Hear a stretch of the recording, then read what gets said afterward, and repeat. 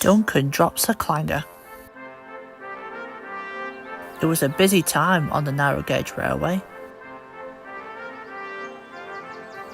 It was the day of the county fair. The little engines puffed through the forests and valleys, getting ready for the big day. Rusty was taking trucks full of flowers.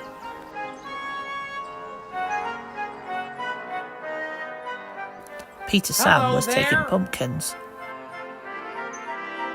And Duncan had a very special job to do. He had to collect the big bell from the clock tower to be polished. On the way, Duncan puffed along an old and bumpy track. It was his favourite part of the railway. Each day, Duncan was rattled along the tracks. He enjoyed the sound his wheels made. Duncan raced backwards and forwards, rattling and clattering over the buffers. Rheneas chuffed up. Duncan, you're going to be late, he peeped. But Duncan didn't hear Rheneas. His wheels were rattling and clattering too loud.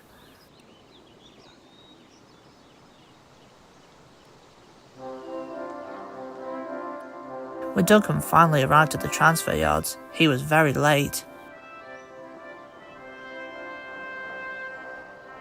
And the foreman was cross. Workmen were waiting with a large wooden frame. Inside was the big bell.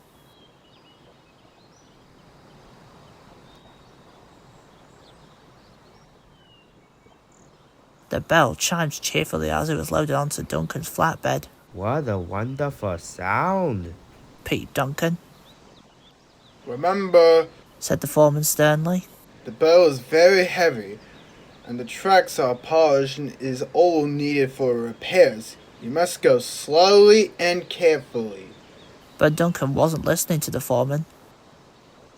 He was enjoying the chiming of the bell.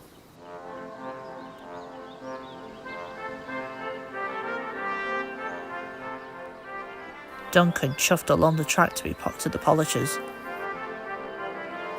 As he puffed along the mountains, his wheels started to clatter. And the bell started to chime. Duncan went faster. The bell chimed louder. With every bump and bent, it rattled and ranged. It tingled and clanged.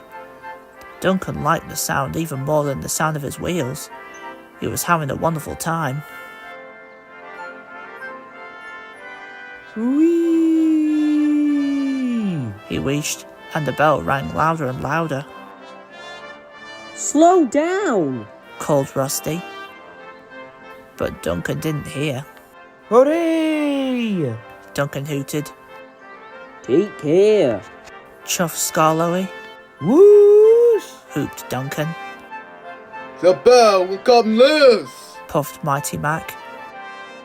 But still, Duncan didn't listen. He rattled on. The track was getting bumpier and the bell chimed louder. Sir Handel was taking on water. He saw Duncan racing towards him. Hooray! Whistled Duncan. Slow down, hooted Sir Handel. The track was very wobbly. Listen to my bell, Sir Handel, hooshed Duncan. Isn't it wonderful? Then there was trouble.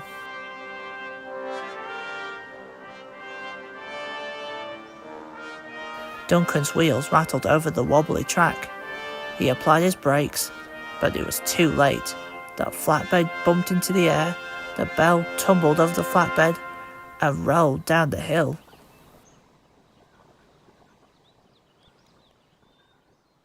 Clang, clang, boing went the bell, as it fell and fell. Oh no, cried Duncan. I've lost the bell. Now it won't be polished for the county fair, he puffed sadly. It's all my fault. Everywhere was still and quiet. Then Duncan heard a noise. That sounds like my bell. He wheezed quietly, and he listened very hard. The bell. He hooted.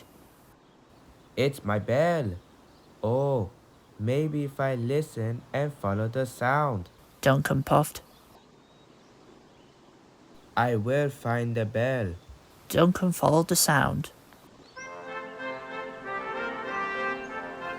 It's getting louder.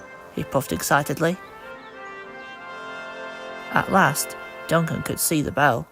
It was caught in the tree. The wind blew gently and the bell chimed sweetly.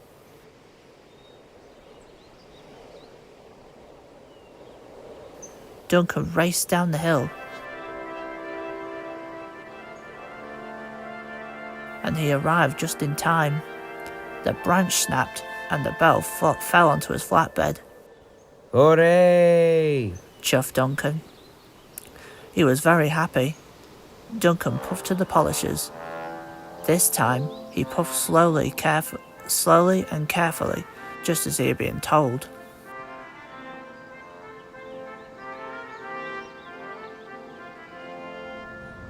Soon, the bell was polished and Duncan chuffed slowly and carefully all the way back to the transfer yards.